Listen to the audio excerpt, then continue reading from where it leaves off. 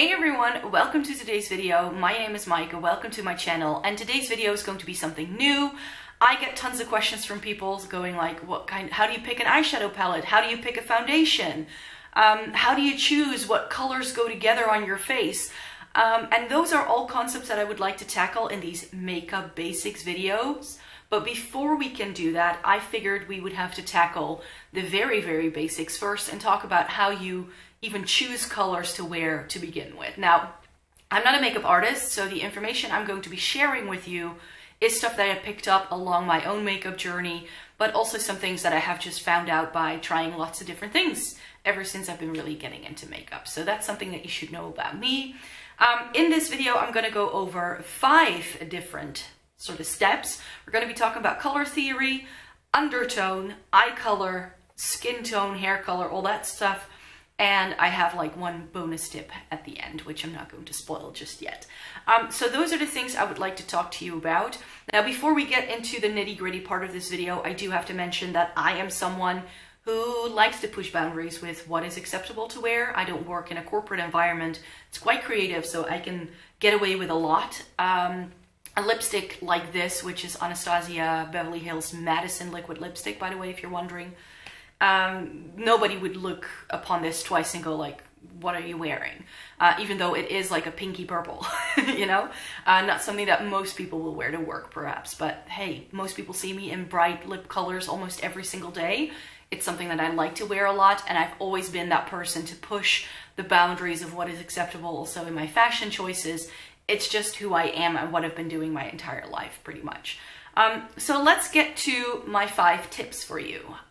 Tip number 1, color theory. Color theory is pretty much the basis of any makeup look. If you've ever taken an arts class, and I'm pretty sure you remember the circle with all of the different colors and which ones are opposites and which ones are close together, and if you blend these ones. I remember having an art project at school where we actually had to make our own like color circle. We had to paint it and figure out all the colors and making sure everything blended very well. So it's very much color theory like this, and a lot of that I picked up from some of the makeup books, which you see sitting here behind me.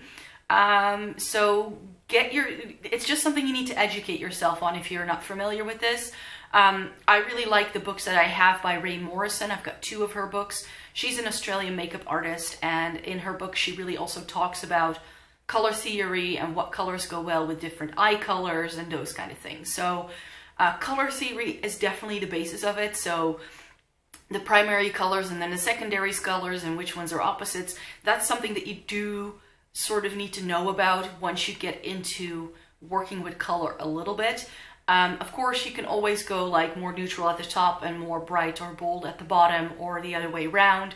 But it's definitely when you get into that realm of what am I wearing on my eyes, and then what am I wearing on my lips, all that kind of stuff is definitely something that plays into color theory a lot. So especially once we get into the video on making color combinations, then that is something that we will tackle as well. One thing I always try to do, and that's just the way in which I've been able to figure a lot out, is that if I buy an eyeshadow palette, especially if it's like a 12 or a 16 pan, I try to make a point that whenever I post a review of that I make 3 or 4 looks with that eyeshadow palette, depending on how many shades are in there. And my goal is to use every single shade in the palette at least once.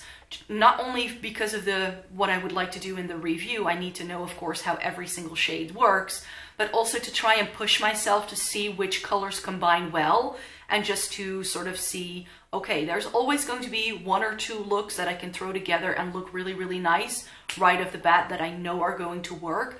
But I'm always left with like a few shades that I'm a bit unsure about, that I don't really know how to wear, or that I don't really know what to do with, but I just decide to sometimes throw things together. And then sometimes you really find great looks. Case in point, the Chocolate Bonbons by Too Faced has that bright pink in it.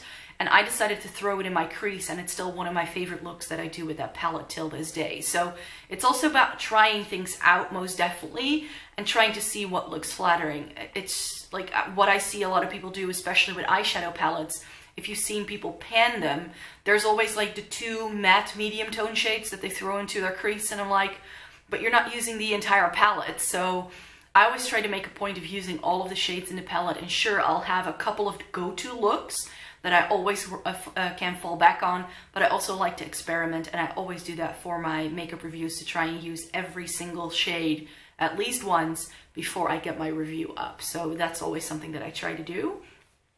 Tip number 2, undertone is very important. So you need to determine whether you're cool toned, warm toned, or like me, you're more of a neutral undertone.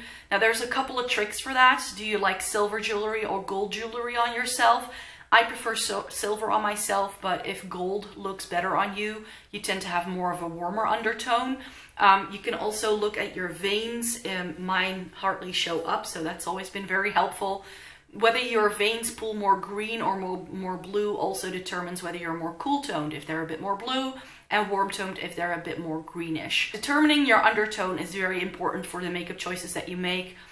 Since I'm more neutral, leaning towards cool, I find that overly warm shadows like reds and oranges, they can still look very nice on me, don't get me wrong, but it just looks very smoky and sultry, and I'm not always in for that kind of look.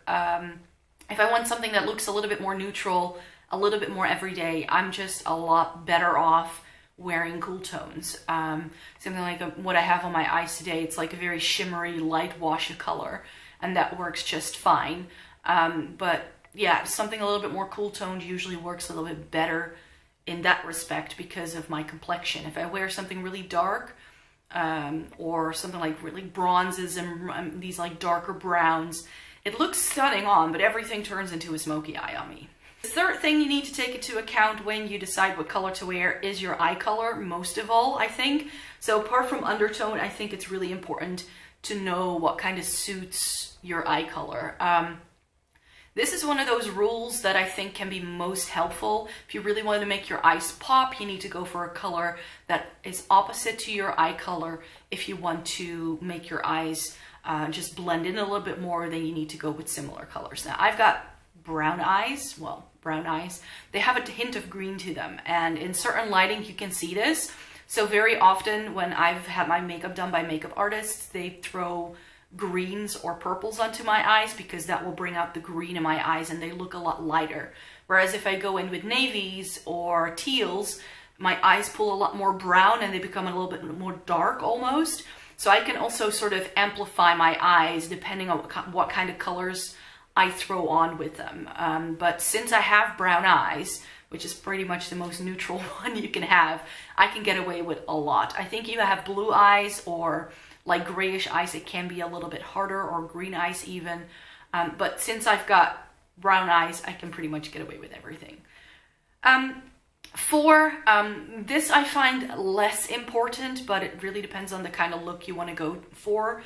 Your hair color, your skin tone, the color of your brows, the color of your lashes, the natural color of your lips. That will of course also play into how the makeup will work on you. Like, I love that very gold highlighter that Fenty does, the trophy wife one. I just know that as a highlight, it will not work on me. I've tried very gold highlighters in the past, and they are just too dark for my skin tone, so it won't work. However, if you have a very dark skin tone, something like that can of course look absolutely stunning on you. I myself have blonde hair, but my brows are a little bit darker, and I've got dark lashes, dark eyes. So again, that's one of the reasons why I can get away with quite a lot, because I'm not fair all the way through, you could say. So that's why, again, I can sort of like play up my makeup look a little bit differently if I want to. I have pretty naturally pigmented lips, so because of that, very pale nudes, for instance, don't work on me, because apart from it just making me look dead, you will always have my natural lip color just sort of like coming through. So especially sheer formulas and lip stains and those kind of things, I feel don't really work on me, because it just doesn't really do much, and it just looks weird because you have this like pinky purpley look that shines through like a pinky nude or a peachy nude even. And peaches are very difficult for me because of my skin tone, and peach tends to be quite warm toned, so I feel that that never really looks 100% right on me.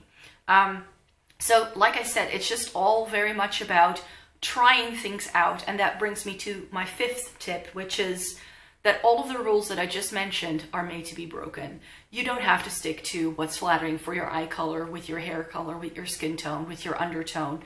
Of course, there are certain things that are going to look better than others, but yeah, it's just about trying things out. And if you want to rock that electric blue eyeshadow, go ahead. If you just want to have a touch of it, then just put it on your lower lash line.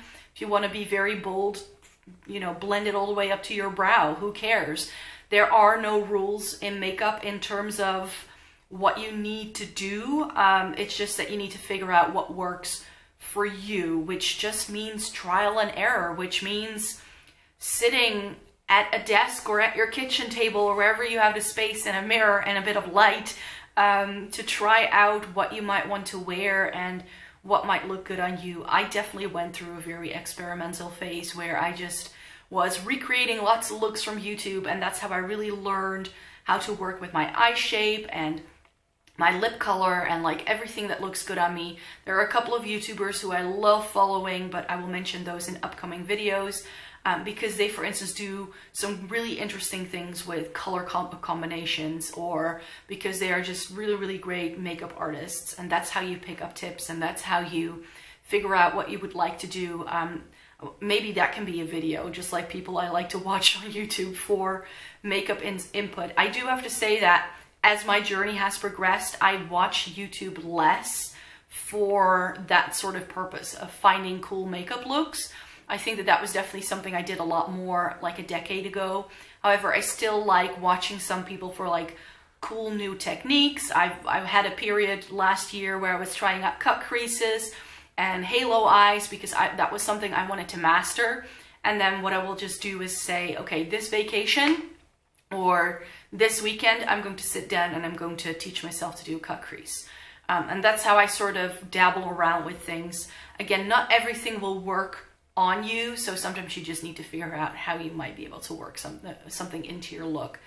And it's definitely not something that I will then start doing on the daily, because doing a cut crease is quite a lot of time, for instance. But yeah, it's still something that you can look into. Just try to play with makeup when you have the time and if there's no pressure of like, oh, I need to get out the door. Try things out. Definitely go for cheaper alternatives if you don't know what might look good on you. That's the way I go. When I wanted to try purple blush, I first bought a drugstore version for like $5.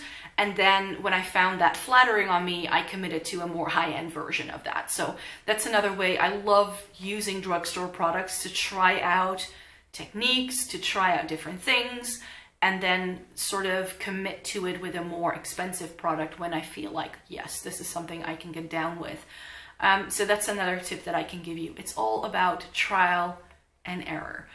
So we've come to the end of the video, and I hope I was able to give you some helpful tips on how I tend to choose colors. I will definitely go in with some of the other ideas that I already mentioned at the beginning of the video, such as picking foundation shades, picking eyeshadow palettes, but also how I combine different colors to create a full makeup look, for instance. Things I just mentioned are just sort of principles that sort of underlie all of the choices that I make when I were to make those videos, so I thought that this would be a good start to discuss that with you first. So I really hope you enjoyed watching this video. Please give it a thumbs up if you liked it. I would love for you to subscribe to my channel if you'd like to, and hit the notification bell down below so you're updated for when I post new videos. I post new videos on Tuesday, Thursday, and Sunday. And without further ado, I really hope you enjoyed watching this video. I hope you have a great day. Bye!